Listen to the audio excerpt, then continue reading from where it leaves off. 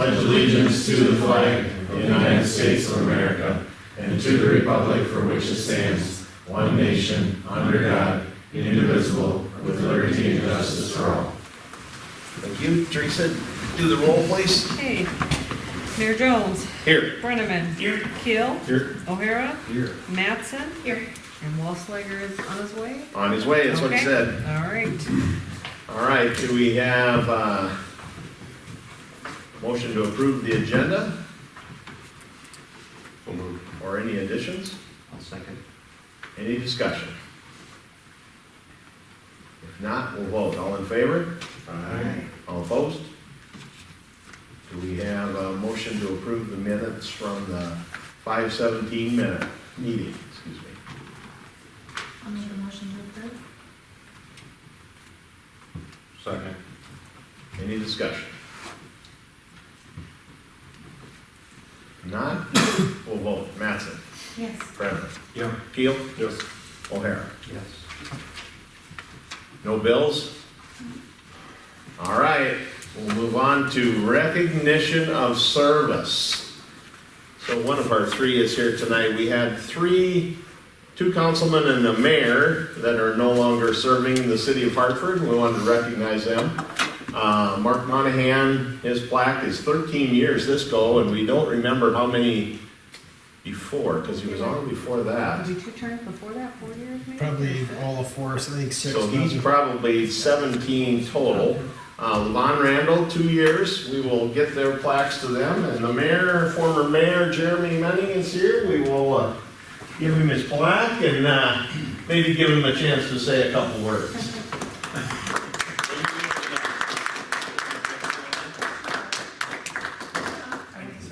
You bet.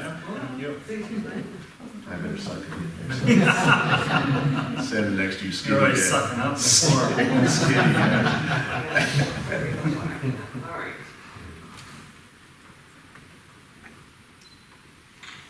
Perfect.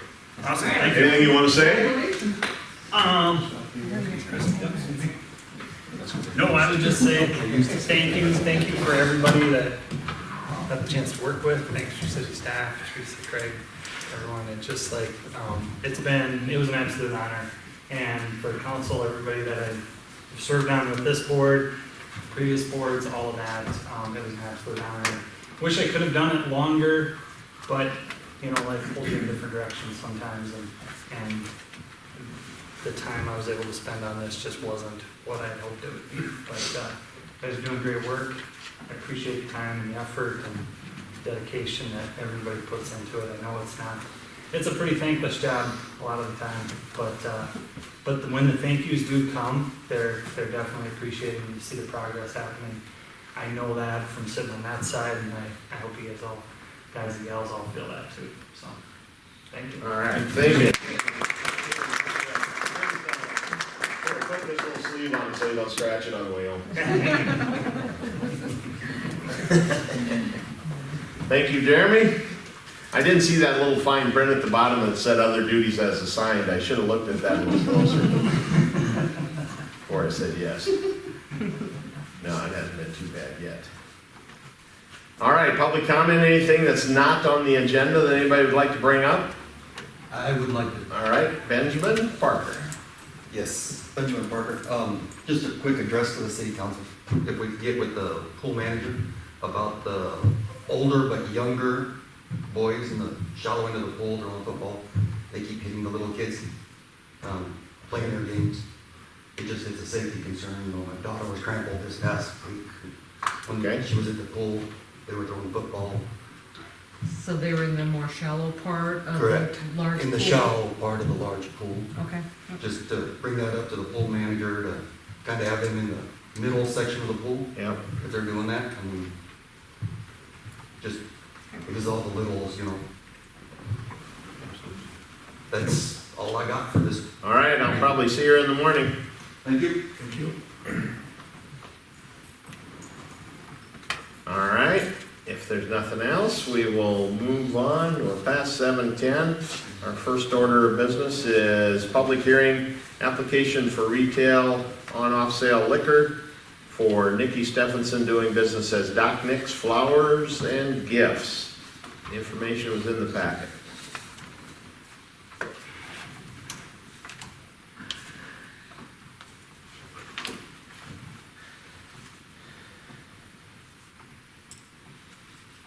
I would make a motion to approve. All right, do we have a second? I'll second Any discussion?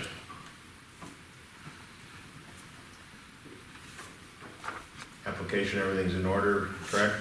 Yes. We're ready to go? All right, no other discussion, we'll vote. O'Hara? it. Yes. Keel? Yes. Brenneman? Yep. Mattson? Yes. Wasslager? Yes. All right. That taken care of. Next, we got a special events application for the South Bar for their cornhole tournament during Jamboree Days. Again, the recommendation from the city administrator is approved. All of the fees have been paid, the application is in. They want to shut off the street from noon until 2 the next morning, is that correct? And this year they're. Oh, and they're gonna have live music. Like I said, they're having live music in the Yeah. parking lot, so that's something different this year. So they're Yeah. asking, for the main street from First to Minth, so like in front of the South Bar, to be closed. Plus they're asking for the live music, because that'll go past our noise ordinance of 11 PM. Yeah. And then they're asking to allow the consumption of alcohol on that closure area.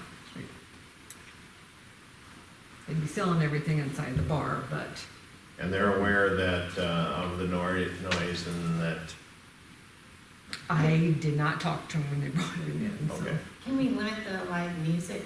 The live music doesn't necessarily have to go to 2, does it? This all is a special permit, so if you wanna end it at 11 o'clock, that's up to you guys, because you have to approve all of this, because our noise ordinance is, you can't have loud, and doesn't necessarily music, but loud noises past 11 PM to disturb the peace. What time is there usually when we've had other live outdoor music? It's not till 2, is it? When Jamboree held the street dance down here, I believe they went midnight, don't you get one? We've done some 1 o'clocks, Yeah. because it's hard to get the people off the streets if you go any later than that, so most times it's been like 12:30, something like that. 1 Yeah. o'clock. I get that, but just if the live music plays until Mhm. 1 or 2 or 1:45. They're setting up just on there. Their band is gonna be actually on their lot, correct? Not on the street. That's what their application That's says. what it Like I says. said, they never came in and Right. talked to me about it, did talk to you about it, about it. But they're gonna have their bag tournament out on Main, they'll have picnic table set up out on Main, Yep. I would assume. I assume just, I think the HADF should discuss some sort of agreement with them too, because, that consistently spills over onto that property, and it's not addressed here at all. And they said it's gonna be on their lot, but I Yeah, there's agree no with way. you, they've always taken over the HADF's lot as well. Are we talking about the one to the south? Yes, Not across the street? no, one to the south. 109. Okay. They usually We have a haven't bunch signed of any people in there. contract last year for anything during the cornhole tournament. I'll double check it. At the very least, you should have a hold harmless agreement.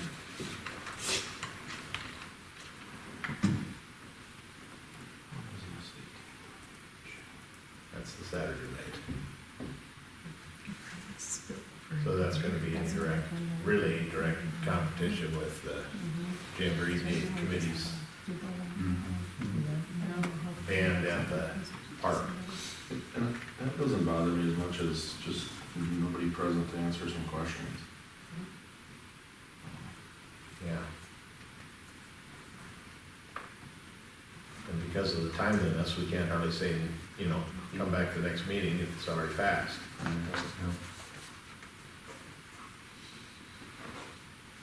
Maybe they may come tomorrow. Yeah.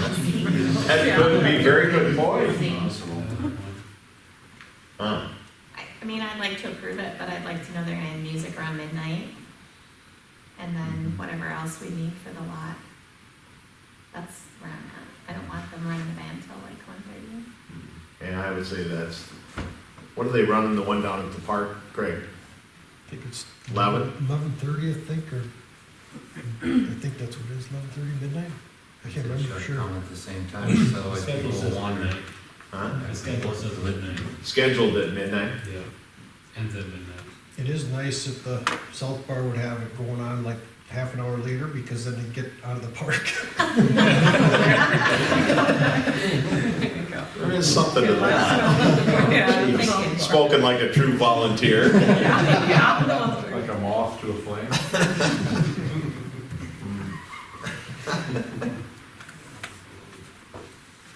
Well, we can probably put any conditions on it we want as long as we advise them, so they can, Motion to approve the application, with conditions that the live music end at 12:30 and an agreement with the HADF be worked out, regarding 109, South Main, North Main, 109 North Main. South Main. South Main, there it is, yep, sorry, South Main. Prior to this actually being fully approved by Teresa. All right, do we have a second to that? I'll second. Any more discussion?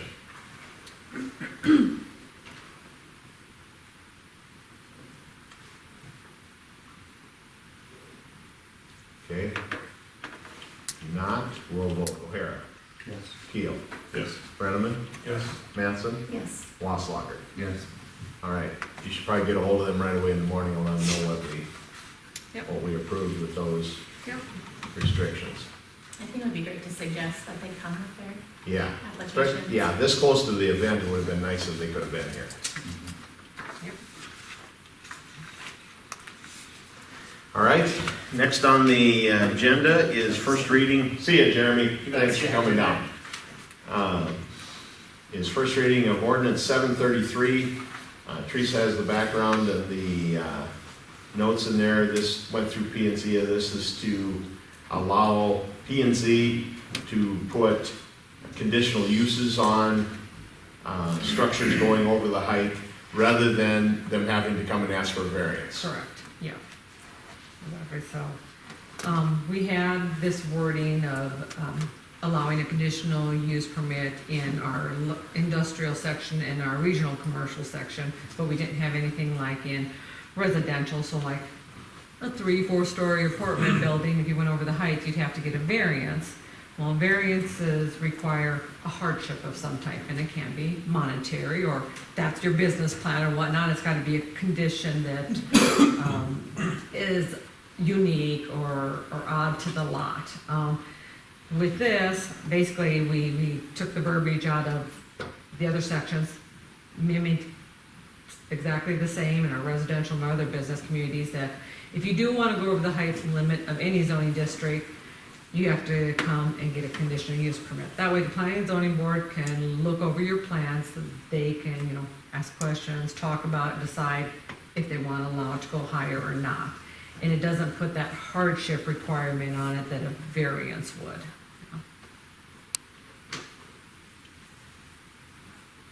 Yeah, if memory serves me correct, the school, the gymnasium, the new addition, that was an exception. Right. And did that go On variance? the west side because of that Mhm. height. Right, and we probably did it as a variance, I would Yeah, we assume. had to, because we didn't Right. have the verbiage of it. This just cleans things up and gets it more uniform across all of the, Yeah, like I said, it's the exact Different same ordinances. verbiage in every section now that yep. affords that opportunity for conditional use permit for all zoning districts, not just the, Gives the fire department an opportunity to chime in too, because fire protection, I think, can be Exactly. a concern. Again, with a conditional use, yes. Yep. Over a certain height. yep. In fact, that's the question I asked when we had this discussion, we were setting up the agenda. I said, wait a minute, does this take into account the fire department? And Teresa said Because, yes. at one time, Maple Pass, their units were gonna be a little bit over the height, and they were gonna go for a variance. They kind of modified their plan so they could make the height limit now, but that was one of the things too, when they were gonna do the variances, So then you call in the fire department and talk to them, okay, how high can you reach and whatnot, yeah, it gives them a chance to chime in, which they can still do now with the conditional use. Yep. All right, any motions on that?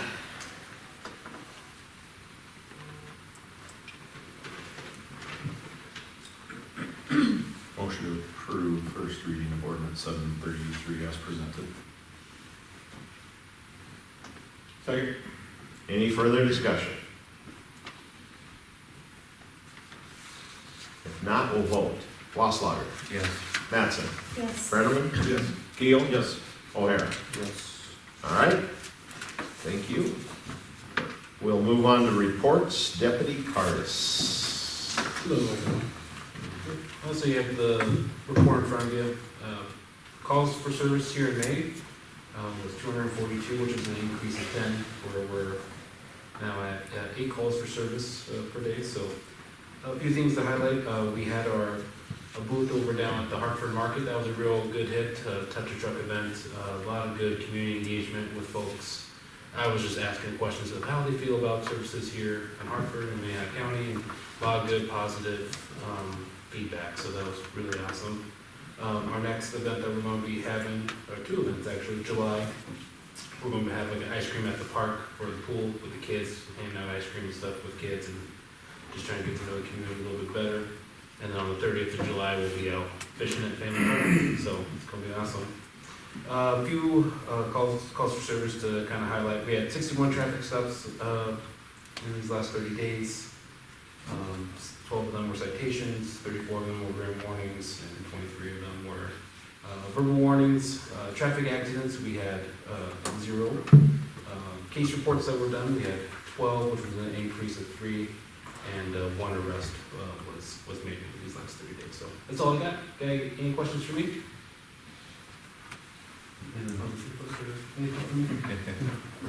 All right. Thank you all. Thank you.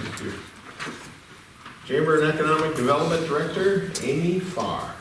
Thank you. So on the chamber side, and as always, all my information is in the packet, but on the chamber side, we have about 3 spots left for the dunk tank, so if anyone is interested in wanting to sit in that, please let me know. I will schedule you. With that being said, we have some ribbon cuttings coming up. They're also in there. We had a very nice ribbon cutting for Prairie Rehab last week. Moving into the development side, continuing efforts with several different investors wanting to invest in our community. So trying to work with them to find what's going to be suitable for their needs. As well as I was asked to be a part of the Sioux Valley Energy podcast Inside the Grid next Friday morning. So I will be taking part in that to talk about economic development. I would like to invite everyone here and that watches this to the groundbreaking tomorrow for Midco. It will be at 4 o'clock over at the brewery. I know it's supposed to kind of rain throughout the day tomorrow, so hopefully we get a dry spot in there so that we can break ground for them. This is our second shot at it. Other than that, just continued efforts on the community guide, and hopefully that will be going to print here very soon. Other than that, I have nothing to add. Perfect. Any questions for Amy? All right. Thank you. City engineer report. Evening, folks. So since last meeting, Maple Ave, the development over there, we did some utility upsizing, so looking at that development infrastructure out there, but then also looking kind of holistically as things develop around that, what are the appropriate sizes. So we went through that sizing exercise and actually sat down with Teresa and Craig and kind of parceled out how we would anticipate that to develop and when we would be pulling additional services across Highway 38 to serve future development. Always trying to think long-term. It's easy to look at that as postage stamp and say, well, minimum service, this is what it is today. We're really trying to think long-term and what that's going to be in the future as that development continues, as we hope. So I had a couple plats as well, and then a couple subdivisions that we're looking at some of the site plans for as well. So Western Meadows Phase 5, final lift of the asphalt on Opal Lane. And Naps Landing, no punch list. Turtle Creek, they actually installed the final lift of asphalt after replacing locations where the first lift had actually failed. And the new roadway looked good. The Vance Peterson I had a call into Merle Roy's, did you hear anything back from Kyle? So I know that was getting rescheduled due to the weather, but they've been in constant contact, which is good and positive, and hopefully we get some resolution to that one that's been sitting there for a while. 6 a month roadway reconstruction start on that. We've got pre-con coming up, scheduled for this week actually, and then the start will actually be June 20th. They've kept that date, so we'll know more when we get to that point in time, and then we'll have a website and some flyers that are coming out. We really wanted to lock in that pre-con and that date so that we're communicating with the public the exact date that they're actually getting started. The water tower painting, we're actually just waiting on some paperwork that they're finalizing, and overall, nothing major there. That's the one that we're kind of really gonna just fit it in when it works in their schedule. We're getting a pretty long window for that completion. The water resource recovery facility, we did get the geotech proposal on the geotechnical testing, and they'll get in there and do that. And then our survey crew actually has completed the topo and working on alignment of the sewer trunk line, and actually working on the actual facility with the PNIDs. So, and that's process and implementation diagram. So boundary utility survey will be collected at a later date. Did have a meeting with some of the communities on the regionalization aspect as well. I thought that was, Arden was there and Teresa's there. I thought it was a really good discussion. Yeah. A lot of questions. I think they're still weighing their options, but really what we said was, we want you to weigh your options. We want you to sit down, review with your own engineer that you work with, and walk through and say, hey, does this make sense long term? Where are the additional requirements going to come? When do we think that's going to hit us? Because that's something that's really honestly going to become a bigger issue as we move forward, as new NPDES permits come, similar to when we get tagged with our compliance schedule. All of the folks there were sitting there saying, yep, we're actually have to do this additional testing that we're not required to actually treat to these levels of these different contaminants. And we said, well, they don't typically just have you test for fun. They're putting together a case of what your limits will be in the future. I think some of that was probably an eye opener, but just for some, they knew it, they know what's coming. So I think it's definitely real, and we'll continue. I know we're gonna have some sit-down meetings with those folks as well, and just walk through the option and see if they're still interested. The biggest, I would say, David, the biggest takeaway I had was they all now need to go back to their city engineers and do their review and say, okay, here's what they're giving us for estimates. Mm-hmm. What do you guys think? And that's really the first step. Agreed. And as we've said all along, we got to make sure, because we work for the citizens of Hartford, this thing's got to be good for Hartford going forward, or it's going to be tough for us to go make this happen. They understand that. With the election tomorrow, I kind of backed off my county commission visit. I'm going to wait until after the election and see. We'll probably have that conversation with the county commissioners. And I want Steve's on vacation. I want him to get back, because I'm going to have him go with me on that visit to them. But all in all, I would echo what David said. Very positive from these guys. When we were talking about it, you could just look around the table and see them. Boy, the wheels were turning. Mm-hmm. The wheels were turning. Because it's probably an option that some of them, even this is the second time we've talked to them, probably didn't think it was going to get to this point. So that's, it's exciting if we can work. And like I said, if it's good for Hartford and good for the surrounding communities, we're going to keep stepping on the gas. Absolutely. The bike and rec trail, we've got some preliminary layouts over to Craig that was going to have some conversations with some landowners. It's tight along the creek there, and we're really trying to avoid a large cost of trying to really brace or bridge that creek in some form or fashion when we're going along it. So trying to work neighborly with them as much as humanly possible to get that foot pushed through on the north side. So on the storm shelter side, there was actually some interesting information that we uncovered in the application in regards to the specific requirements. So we're going through some recalculation. Nothing formal to put together at this point in time, or decision to make at this point in time, but just really evaluating our options on what we want to move forward with. We really want to make sure that if we can get the commitment more structured in regards to FEMA with the actual cost, and if that means that we're able to decrease the size of the facility, we know the full intent of the facility is really storm shelter, yes, but concession stand, big time. So we know that it's working through that in that application, and there's just a little bit of looking through the application where this 300 capacity kind of came in there, but really the initial application was for some significant less. So if we can up that, then we may very well be able to get additional funds, because then we have additional commitment, because it's all based on a value that you're providing, so the number of people that you're actually able to keep there. So we'll have more with that in the next couple of weeks, probably. Highway 38 water main extension. We had outlined, and there's a map attached to that. And this is where we were going to parallel along Highway 38. The DOT was really pushing us. They don't really want that water main in that DOT right away. Totally understand. I think the other nice thing for us is there's a lot of development that's starting to take place in that particular area, where we would potentially want to serve that water main in a different alignment anyway as that continues to develop. That was actually the dark blue. I think if you see it is phase 1, and the light blue is phase 2. There's no real rhyme or reason in regards to which we were doing first.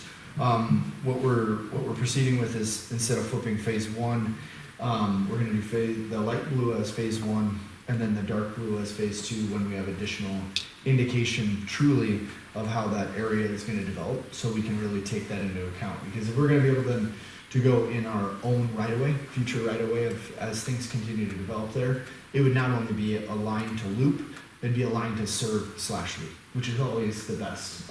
You really get more bang for your buck on that. So, and then the Western Ave interchange approach, we held an internal kickoff meeting for that, and our transportation team is working on timelines.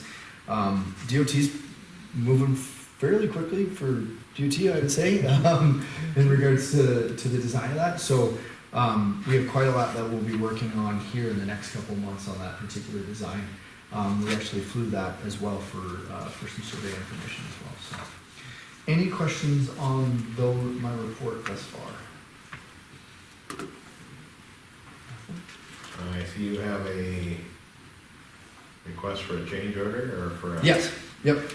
So on the 6-month project, we have a change order there in the amount of $39,210.40. That actually, what that adds in is the concrete curb fillet and concrete valley gutters. We had discussed that at the last meeting. What we had intended is that was going to be just the concrete curb directly through there. It is additional work than a typical concrete curb. It's significantly wider. It's got rebar in it, and what they've asked for is a change order that really putting that as concrete curb and pulling that out, the concrete curb and gutter out, and putting concrete curb fillet and concrete valley gutter. They initially had the first number that they came back with on unit price. I think the contractor was pretty darn good, because he said we need to work on that number with his sub, which I thought which is good that Zachariah said that right away. And we negotiated that down to what you have indicated here. I think, honestly, I have no reason not to agree with it. The concrete curb fillet and concrete valley gutter number is in line with where we've seen the bids come in. And we definitely believe that the concrete curb and gutter price, the 2-foot 6-inch and 6-inch thick, that price is really low. So honestly, we do believe that they weren't including in that, an increased price to cover the valley or the fillet in that, because that concrete curb and gutter price is really low. So I'm happy with the numbers that we were able to negotiate to at this point in time. So, any questions on that change order? Roughly, where's that at on the project?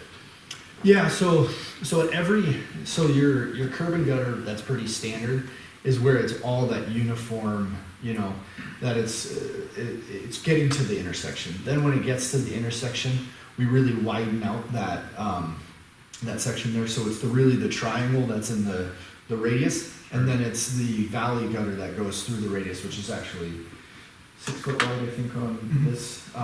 So I can understand why they're sitting there saying, well, we don't want to do it for a typical gutter price, because a gutter machine is significantly cheaper than a lot of that they're actually going to do handwork on and put rebar in. So relatively speaking, or for the common person, it'd be the pedestrian crossing areas, Yeah, yep, for the most part, yep, those sorts of radius. agreed. Yeah. Yep. Okay. Mhm. And how many valleys are we, is it 3 or 4 or 5 along that project? I think it's around 12. Oh, it's that many? Yeah. Oh, okay. I think it's the entire, every crossing on Munt has one. Mhm.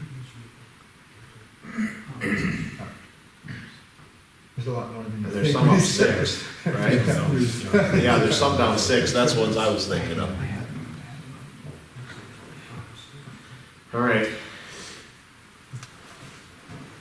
Any other questions? any more questions on that? If not, So it was bid one way, and now you wanna do it a different way? Yeah, so in the cities, in our spec, I would say that it's pretty vague in regards to whether it could be bid as a curb section, the standard curb section. And what I would sit there and say is, I think they have a good reason to not bid it in that fashion, considering that the concrete curb and gutter section we're calling out as 2 foot 6 inch thick. This varies from 6 foot wide to a radius, which is not even a uniform width. So I think the request is fine. The only thing that we didn't like back was the initial unit prices, to say, I just don't think that these unit prices were in the range that we would expect. And I think Zacharias did a nice job negotiating with the sub to get that down.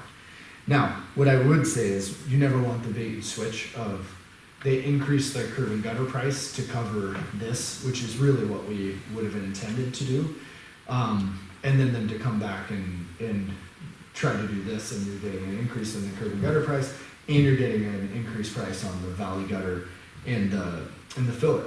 But when you look at the concrete curb and gutter price at $18.40 per linear foot, that's cheap. So I don't think that they were doing anything purposeful to completely eliminate that. I think they're just sitting there saying, hey, you didn't have this included. And we're saying, well, if you read directly in there and from the indication, we've indicated that, and they're like, well, it's just different. And I would say, I think it is different, so. It's more work. It's more work. There's rebar in it, it's a varying width. I would agree. they're not doing it with a machine. They're No. they're gonna hand pour it. Yep. Yep. All right, we got any more questions for David or motions on this?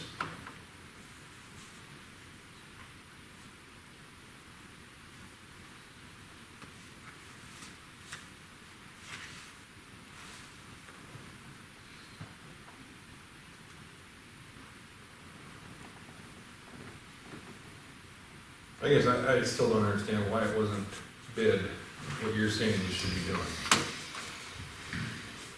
You mean, why did they include the price in the curb and gutter price, right? I'm saying, we hire you guys to design and go to bid Mm-hmm. with what you feel it should be. So is that what you did?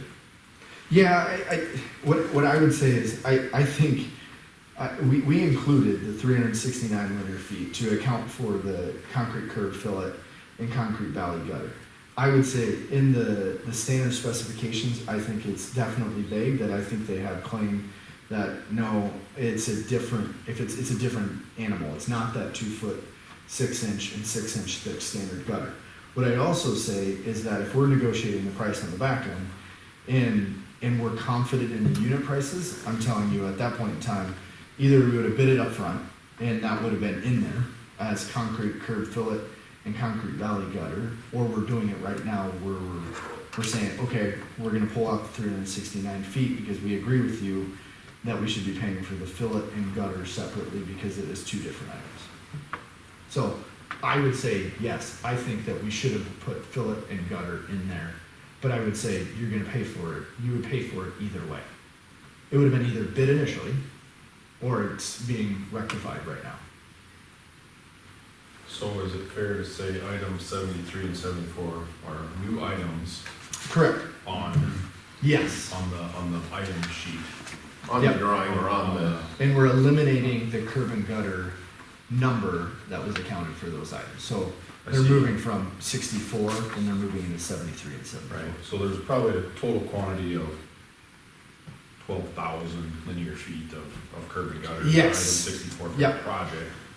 Correct. Of that, they said, okay, these sections at these radius points roughly is 369 feet, but we need to replace it with curb fillet, Fillet and fillets gutter. and valley gutter. Yes, correct.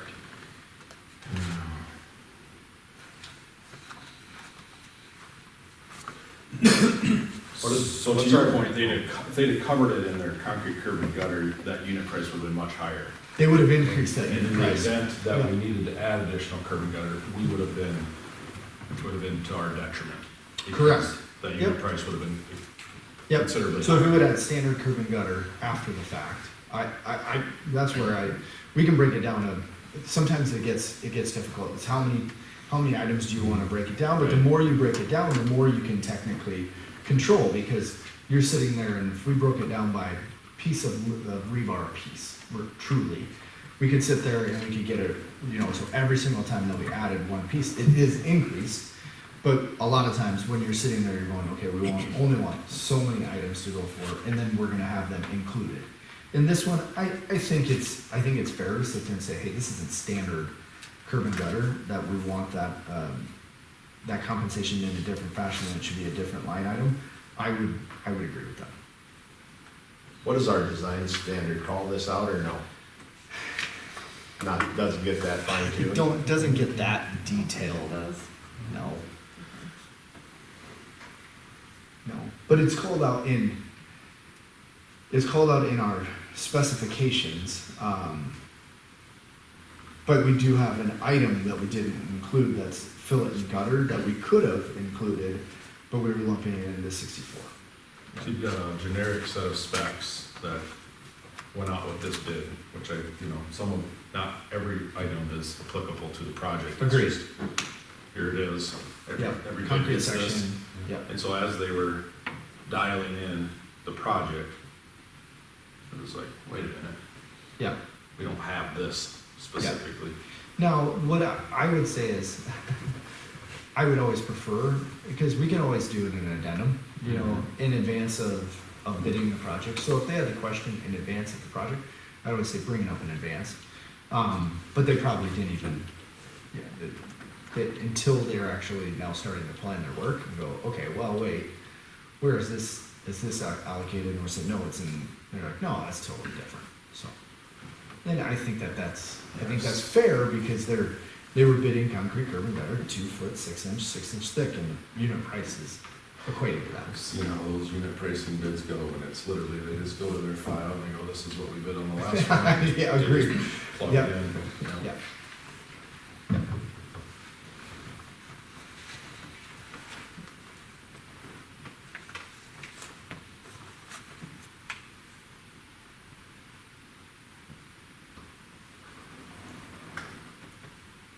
So any action, how do we wanna move this forward?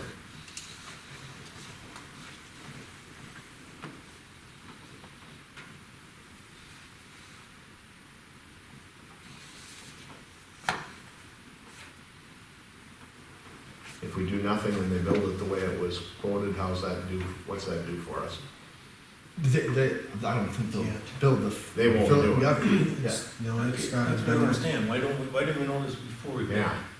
That's my problem here, Dave. It's not the change order. It's why are we having a change order on a project you designed? Well, what I'm saying is, okay, if we would have put fillet gutter, we would have put 230 square yards, and we put a valley gutter at 150 square yards, correct? Right? So, because that's the If change. that's that what we've you're done. saying we need now. And then we pulled out 369 yards. What I'm saying is you would pay for it either way. Right. And Why didn't I'm you design agreeing with it? them. I'm gonna agree with them that it's a mistake that we should have pulled out the fillet and the gutter and done it in that fashion. Because it would have been more clear to them that it's not included in a very standard concrete curb and gutter. I agree. But I'm saying you would pay for it either way. Not arguing that fact. But we also paid you guys to design it, to bid it. And so, when we bid the sewer project, it's safe for me to sit here and have a fear of this happening. Fair enough. And I don't wanna see Yep. that. Yep, So absolutely. we're paying Yep. you on the bigger project, over $1 billion to design and oversee it, or just to design it on the right terms, but, you know, at that point, is the contractor gonna say, well, it was an error on the spec, and we bid it this way, and now we're gonna have to, you know, tell the people out there, yeah, it's gonna cost X amount or more. Or the person who was the next lowest bidder, did he bid it the way Zach, or the way you're saying we should do it? Mhm. And so can he sit there and say, well, I bid it knowing it was gonna need this, just like you're sitting here saying, you know, so That's fair. No, I totally understand where you're coming from. Yep. looking more to the future also, and I've done a lot in bids in my career, and there's a spec that I have to follow, and if I don't meet, and I've never had a engineer come back and say, oh yeah, you know, it was our fault, we designed it wrong, but you're gonna pay for it anyway regardless. You know, that's my problem with this is, I think citizens can sit out there and say, well, how come they made that mistake? And then I can think if I'm the next bidder, what did he bid, or she? I don't know that answer, but Mhm. we can speculate all day long. Yeah, that's So- 100% fair. We want our spec to be as foolproof as possible. With that being said, you know, there's still some level we sit there and say, carry a contingency. You know, we are purposeful about that because also don't want to. We don't want to burden the contractor if their intent is to bid it exactly the way, and I think from their unit prices that they're showing. Then I don't want to burden them with the fact that, well, you didn't account for this in your bid and I'm gonna make you throw it in your bid. I don't wanna start a project like that, especially before they've even constructed anything. Yeah. So then what I'm hearing is our specifications are not detailed enough. Sure.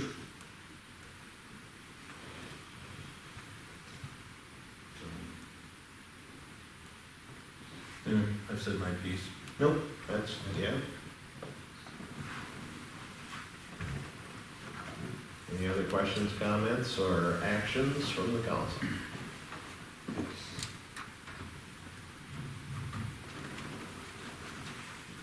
Well, we pretty much have to do this, Craig, you just said. Yeah, it needs to get done. You know, the plans, you look at the plans, they show it, but the bid items didn't show it as a breakdown. Call out. Yeah. As The a plans, call the out. plans show it and everything like that, as, you know, the fillets and the valleys and that stuff in it. It's just that when it was lump sum, all the concrete, just part of it was in. But this definitely needs to be done, so. Just have to really watch or break things down more in next projects.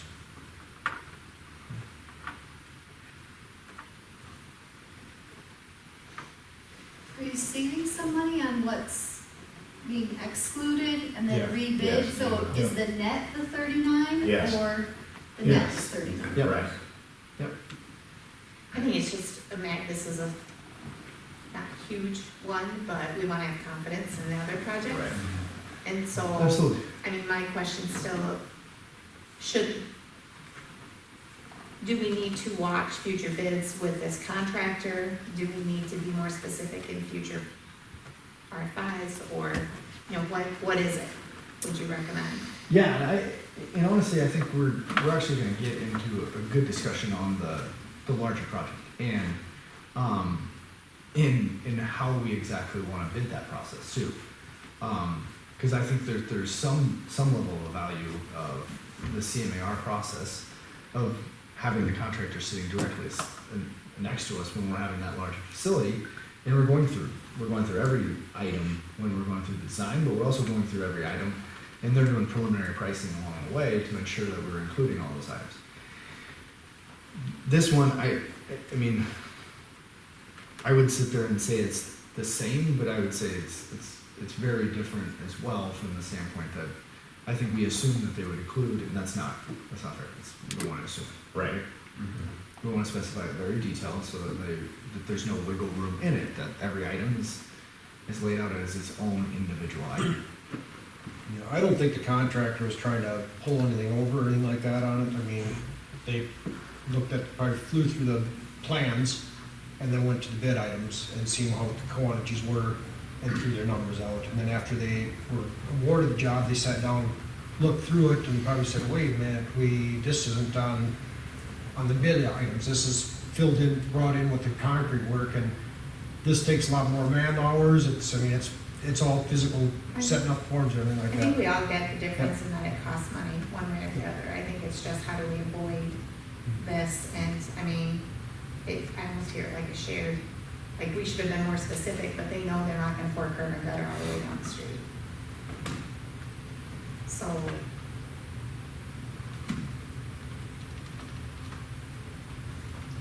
I think we're just looking for the confidence level that we know what's, Yep, we'd rather deal with this stuff on the front end than deal with it as a change. agreed. Yep.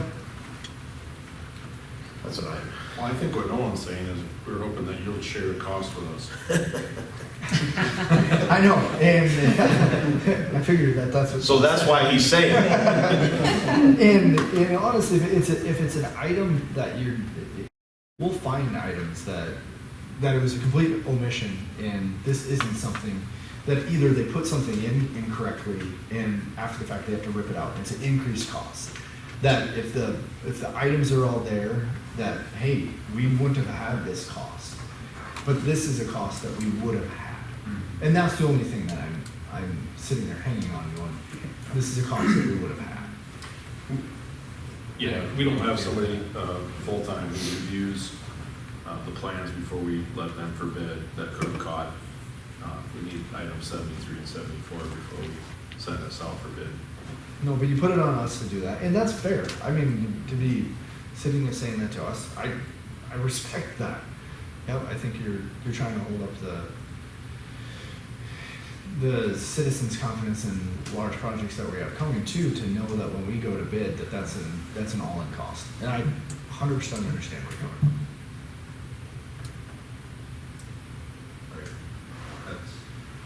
Maybe this is normal in the construction world and engineers, but I'm not used to this. It strangely enough is. Well, and it's, like I said, I just need to hear it and I'll move on. Because that unit price for instance, on the linear footage for curb and gutter, if memory serves me correctly, some of the contractors or some of the developers actually I was talking to last year were already at over $20 a linear foot for curb and gutter. So given the increases that we've seen since last year, I think, again, the contractor didn't bury the number in their original bid, and then now came back at us and said, oh, by the way, I still need this. Agreed. I think they were very diligent and honest in their initial pricing, and this is just covering their expenses to make them whole. Yeah.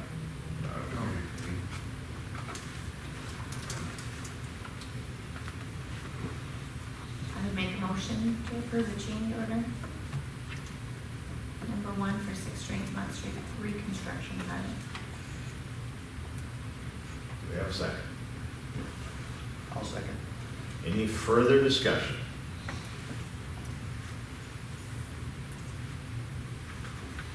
If not, we'll vote. O'Hara. Yes. Keel. Yes. Brenneman. Yeah. Mattson. Yes. Wasslager. Yes. All right. In the last item that we had, and then Teresa had us put this together. We've been talking about putting this together for a while. And our project manager team, on our vertical project management team, would actually come and go through this, but that's about a 45-minute presentation, so she didn't want to burden you with that. But really, there's a handout here that's pretty detailed, and we have a specific one that as well that we can put together for your particular project. But this is just going through the different delivery systems. So not all states allow actually a CMAR process. Everything in the public realm just falls into the design bid build process. And that's exactly what you've gone through on, I would assume, all of your projects is everything's designed, you bid it, and then you build it, right? And then the CMAR process is much more detailed in regards to you're hiring the CM that's gonna come in a very early stage in the design process. So they're gonna sit along as I always call it the third leg of the stool. So it's gonna be the owner is yourself, the engineer, and then the CM. And as the design process is coming through, they're gonna be evaluating alternatives in regards to equipment. They're going to evaluate alternatives, and they're going to be actually pricing things along the way so that you're making educated decisions through the entire design process. So then we can actually get to the bid process. The one thing that I would say is that people that are skeptical of CMAR is you're locking in that company early on. But what you will require by the state is that they're going to have an open it's called an open bidding process either way. So they're going to have all kinds of different concrete, they're going to have buildings, they're going to have all kinds of different bid packages that they will release, and they will still be required to actually bid those. And you'll have to actually have bid results for those particular items. There is a cost on the CMAR side. That they will actually facilitate that. So there's going to be a percentage that they would take on that. But I think it's worth evaluating for sure if you want to go through that process. I think there's also things that are great about it as well as you're able to lock in different packages along the way. So especially on like the Aeromod, you have a big Aeromod package. That's the actual equipment that you could lock in earlier. And knowing how long it takes to get things nowadays, there's value in locking things in earlier at a particular time period too. Questions on, and you can kind of read through the CM agency, really the ones that you're evaluating are the design and build, which is your traditional model, and the CM at risk option as well. Questions? I'm assuming you guys have worked both ways. Yep. So, like all of our vertical work in Minnesota would be like K-12 work, schools. It's almost always CMAR. We don't have it on CMAR on water, wastewater in our other states. But actually in Iowa, at least, where we've done a lot of larger facilities, and it's purely based on the fact that the legislature doesn't allow it, or they would most certainly go through it. Because there is a real value when you get such a large project, having that contractor sitting alongside and pricing things along the way. It's not like we wouldn't price it through vendors, don't get me wrong. If you did full design, bid, build, we're gonna talk to vendors the entire time. They're gonna be doing the same things, but they're also gonna be taking part along that design process, so we're gonna see that come together. To your point, to not miss items, I think it's good.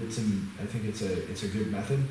But I think the biggest thing with the volatility of the market right now, I think there's a real potential that this is an upper leg to be able to actually lock in some things along the way. Electrical equipment at times can be really difficult to procure. So things like that, I think, along the way, to be able to bid those packages earlier, so that they're actually available when you start up the treatment plant. What's the industry percentage running? On the percentage of the CMAR price, it really varies. You want to ask our vertical team would probably give you a better answer. And it really does, it kind of depends a little bit what they're including for their general conditions and what they're carrying and this carrying cost. I mean, I think you can range it from right around 3%, maybe would be industry average, but I can check and get you a better answer than that. That's helpful. Yep, nope. Harrisburg just did this with their wastewater facility, and Sturgis has got a project they're doing it on. This is fairly, it's not fairly, I mean, it's, when I say fairly new, it's probably within the last 5-10 years in South Dakota, before they went with it, just because of the way the different ways of bidding it, and it's all legal and everything like that. It's just that CMAR, the construction manager, when he goes out for bids, he can bid out separate little items at a time and get prices on them, and he can even negotiate prices if he thinks they're too high. So it's something, you'll see a lot of the bigger projects are starting to do this throughout the state. The Denny Sanford Center was that way, wasn't it? Remember Yeah. that all. I Also, really there was also some guarantee bid packages on a project. I bet that would be, the City of Sioux Falls' new waste treatment plant, those upgrades. is just- That's what I was just gonna ask, is that one being done that Yeah. way? And then a lot of the private development, you know, our project downtown, the Sharapa project, that's CMAR. I do remember a big write-up in the Argus about that, yeah. Yeah. Teresa, can you, I mean, betwixt Dave, I mean, betwixt the three of you, can you throw some more information at us in an email so that we can keep In this email? Keep studying. Yeah, I'm saying, and we can have, like I said, dive into it deeper, want to Yeah. keep looking at it, we can give some more information. They've got a gentleman that can come Yeah. out and kind of, We'd have the head of Have our project management for a vertical team, and I mean, this year, they'll probably do right around $800 million worth of CMAR projects, and I would have them come, and they're gonna give a very detailed presentation. That's why I would say if it was like the hour before a council meeting where it's like a workshop, because it's just gonna be a longer discussion that you probably wanna have with them. And we will actually have a project manager, very different than most engineering firms. We will actually have a vertical project manager on this project because you're gonna have electrical, mechanical, structural, architectural, landscape architecture, civil, survey, all on that, so coordinating our disciplines. So we will actually have a project manager that his sole job is to manage the project. He or she's job is to manage. When does this need to happen in the process? You've got a little bit of time. I mean, we just started design, and frankly, some of what we're doing on the design side right now, we don't need any of their input, because right now it's kind of setting the baseline of the design. So we're getting a lot in regards to appropriately sizing the pumps and things like that. Right. They're not gonna, on the design side, they're really not gonna have that input on those nuts and bolts to it. They're gonna have more input on selections, you know, where you're starting to select what type of pump, where you're locating some of those things. They're gonna have more input on that. So I think you've got a couple months for sure. And then I would still want, you know, to follow the process, we're still gonna wanna go through a procurement process and interview a number of those folks, and we've done that alongside owners, so we have questions that you should be asking them and things like that to help you with that procurement of that construction company as well. Are there South Dakota companies that are playing, or is it all out-of-state guys? Oh yeah, there's construction companies that are playing that are inside South Dakota.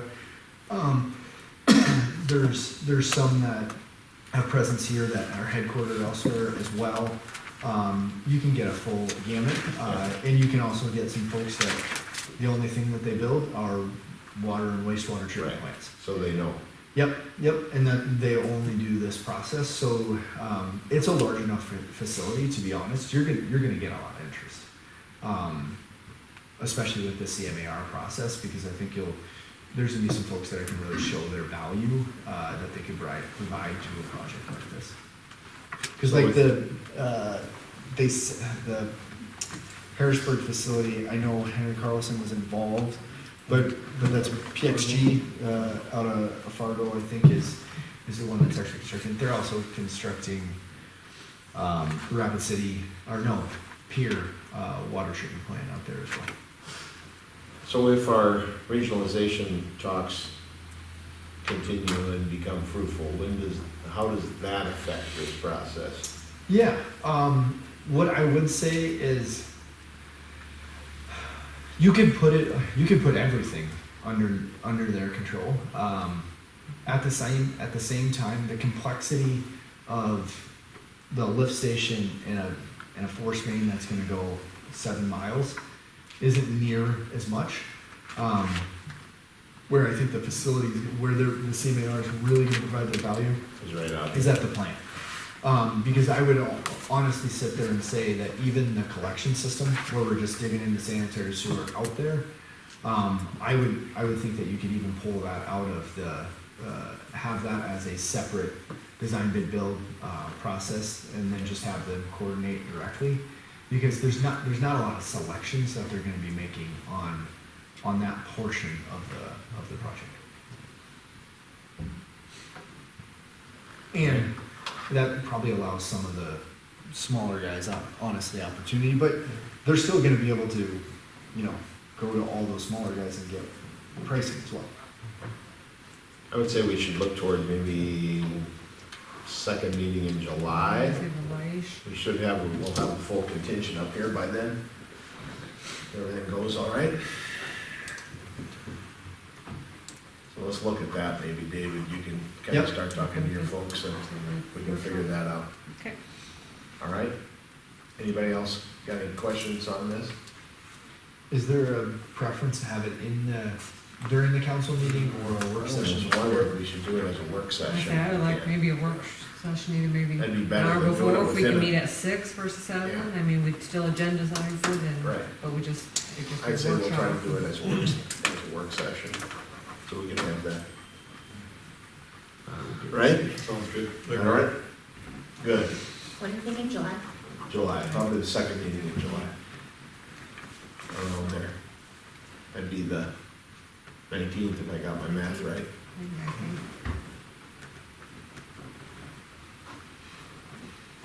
Not that I'm counting. All right, anything else for David or for the engineering for ISG? If not, we'll move over to Mr. Craig. A few things in the report, I guess that came up, or whatever. Crack ceilings, actually, we're gonna be starting that tomorrow in town, as that Brett Metters come out and do the bike trail today. And he asked if we would be able to get started on it, because they had some delays in some other areas because of rain, weather and stuff like that. So they will be starting tomorrow. Slurry seal, we're probably at least 2 weeks out with that yet. Still haven't heard exact date. Called them up Friday. They said it wouldn't be until at least after Jamboree Days around here to do that. So as soon as I get a date locked in, we'll be getting it out posted. You want me to talk about the Oaks project at all? Yeah, why don't you go ahead and kick that Okay. off and then I can. So Siteworks is actually going to be up there tomorrow. They got all the removals done. They're gonna be up there and dig that last portion of that sewer in, so that project's getting close to wrapping up. Last Thursday, when they were trying to get the road back in shape for that first part of it, to get past the vet clinic and the clinic itself, where the trench was at, they dug, they could not get that dirt to stabilize, it was too wet. So we had to have that removed, about 6 foot deep, 7 foot wide, for about 170 feet. So I gave them the go-ahead to remove that and bring select fill back in for packing purposes. It came to about $8,500 for that part of it. That was an actual bid item that was out there, so it's just gonna be an add quantities on that portion of it. But you got a road back in there for months, trying to get it to dry, it was so wet. So that's moving along fairly well right now. They do have a good structure up there with what they got in so far, with fabric down, the gravel down. Like I said, they'll be getting that next portion of the sewer, probably next 2 days they'll have that done. They're starting tomorrow, so in about 2 days they'll have that finished up and done. And then Zach Rouse being there getting that road back in shape, so maybe even as soon as next week, we might see asphalt up there, so it should be rock rolling pretty good. Sewer plant, the main lift station, we did get that pump back up and running last week, so that is taken care of. Parks, the Girl Scouts project, they had those ADA swings that they put in, we did get those installed on Friday. We got those put in for them, so they got their pictures and stuff done, so they're wrapped up with their project. And like I said, the bike trail, we got that crack sealed today. That's all, any updates, I guess, in my report. Any questions for me on anything else? Did they start chipping at the pile? No, not yet. He's got equipment moved over there, hopefully this week, so get that too. And we supplied pictures to the emergency management. Yep, Yep, that's all we And our measured up. figures from the storm, we've sent all that information yep, in. I sent all that in In last case we week. get hopefully we can get a little money if there's any available.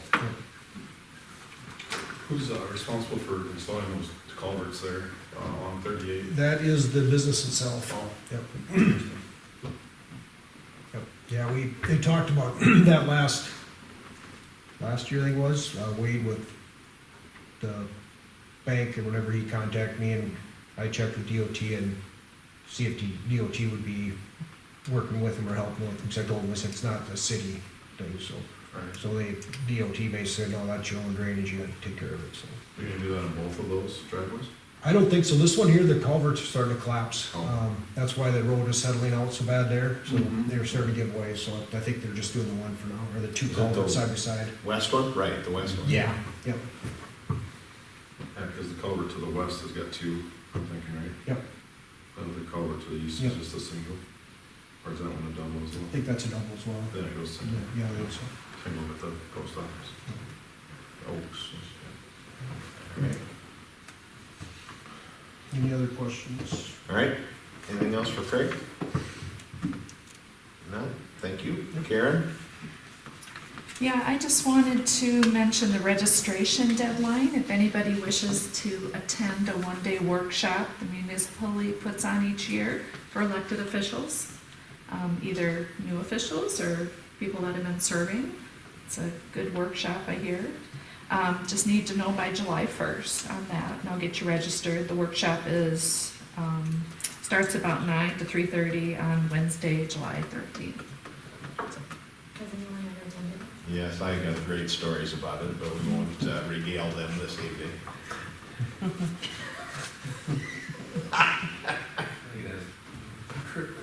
Has to do with the trip more than. How about the content? That's what I was looking for. When we were there, oh man, that maybe was my first year, maybe 6 years ago. Ryan Horn and Oil Can and myself went. Oil Can is part of the story, so we won't mention his name. We'll just call him Oil Can. It was right when, what was the lady on Sioux Falls City Council, Teresa? Staley. Huh? Staley. Staley had just lit them up, and Hartford had kind of been in the news a little bit, and I got to sit and eat lunch next to her, and I said, man, am I glad you're doing what you're doing. Got us off the front page. So let's just say that was it's a good, it's a good workshop. It used to be 2 days. We went for 2 days. That's what I was thinking. Yeah, we went for 2 days because we stayed, so they've cut it back, so. Yeah, I mean, it's a good deal. Anyway, that's it. That's all You I got got. anything else, Karen? Nope. Teresa, you got anything to add to yours? The projects, David and Craig have pretty much updated you on them. I do want to dive in a little bit with the storm shelter, just to let you know, the park board did kind of discuss, I put in my report, the options of what we can do with that grant. They are going to talk about it again at their next meeting at the end of this month, and we'll have a recommendation for you guys. So probably won't talk about next meeting, but then the following meeting, what our options are. So we're working through that. What we can do, you know, we can do a change order because our costs have increased so much, and, you know, we can change the capacity or whatnot, but that's a process with FEMA that might push the project back some, or we can not take the grant and take the money, our portion, and scale down to something different that isn't storm shelter quality or whatever, but the park board is gonna talk about that in the next meeting and bring a recommendation for you guys. They've already talked about the ones already, so. And then just, I sent out an email to you guys, text that the park rec program is a go. We do have a director and we have workers, so that will start July 5th. So we had that information out on our website and we're getting lots of registrations in, so that's good. And, like Arden alluded to, I've sent in all our costs and our damages into FEMA, the emergency management, to submit that to FEMA for us. And then we too at the city had damages, up at our different parks, fencing and whatnot. That's all been sent into our insurance as well to cover those. So we got both those things in the process. And besides that, I will be out of the office mid-morning tomorrow and Wednesday to the Municipal League's Human Resource class. So just let you know that, but I'll be back mid-afternoon on Wednesday. Then Karen. And then Karen leaves. Yeah, I come sorry. back, she's gonna leave and she'll leave for the rest of the week. So yeah, okay, so you know. Any questions for me? Thanks you guys for all your help during the storm and afterward. Craig, your guys, I think, did a great job. Thank you. It was good that Zach Rice and the boys brought their equipment in. We got cleaned up in pretty good fashion. Yeah, Zach's really working well with the city on that, so I'm not sure what kind of bill we're gonna get, or Okay. what's gonna happen with that yet. so. Yeah, yeah. That's good. All right. Thank you. Oh, and we're meeting our rebranding committee's meeting again. Oh, yeah. See that in here. And that'll be it. All right. Good enough. We'll move to old business. Review, approve the amended contract for Stockwell. This is from our discussion at the last meeting. The recommendation or the motion was made and seconded that we would offer to pay half of what they were asking for. They have accepted that. And now we need to formally approve that amendment to the contract.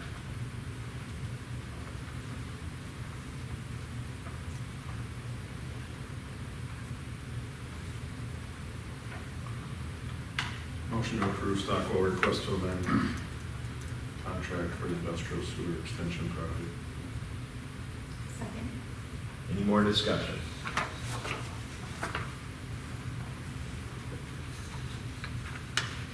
If not, we'll vote. O'Hara? Yes.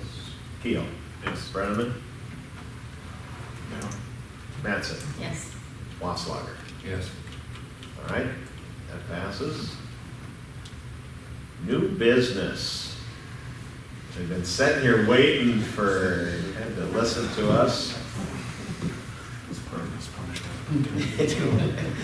This is Mr. Gavin Gerlach. He's going to talk, it was in your packet, about his project. Give us a little quick rundown. So essentially, my name is Gavin Gerlach, new faces here. So essentially, I'd like to build a park shelter, 20 by 24 park shelter at the Centennial Park over here.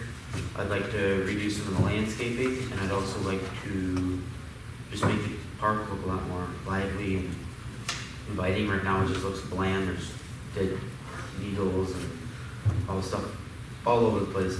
Doesn't look very inviting. I'd like to do that because I don't think veterans get enough honor in our country. I essentially just need the city's commitment for moving forward on the project.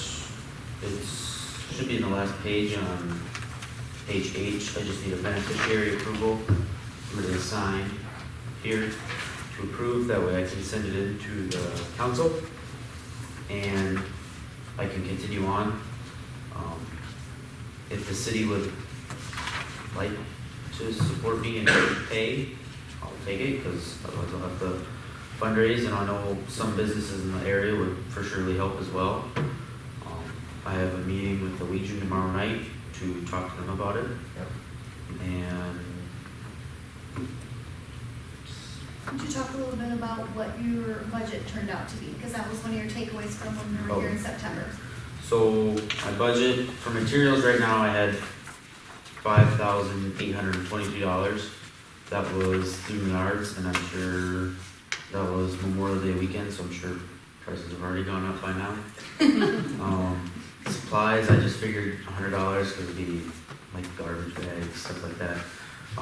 Concrete was through Buffalo Ridge, that was $1,550.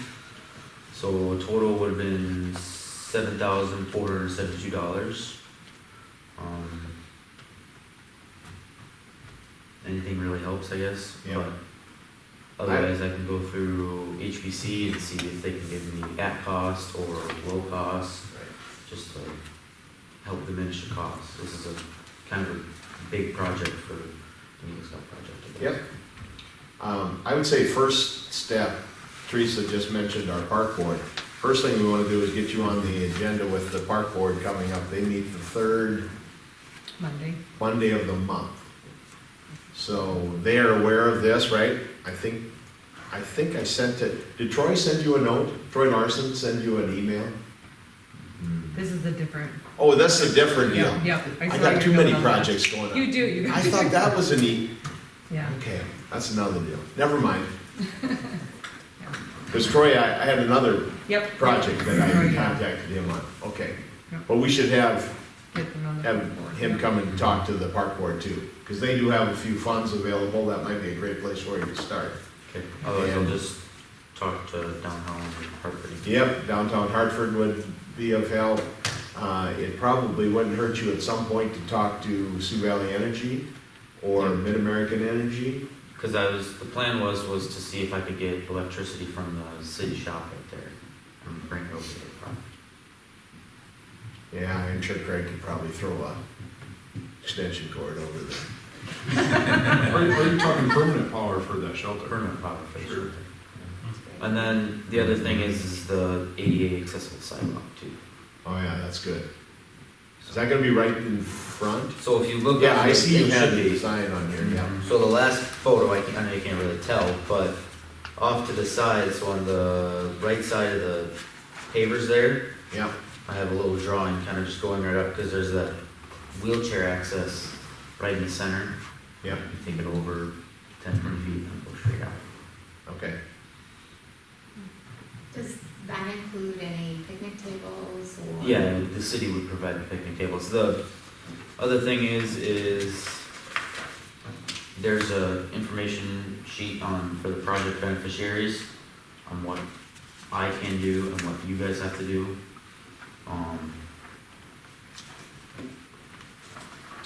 I'm gonna need you guys to market the utilities,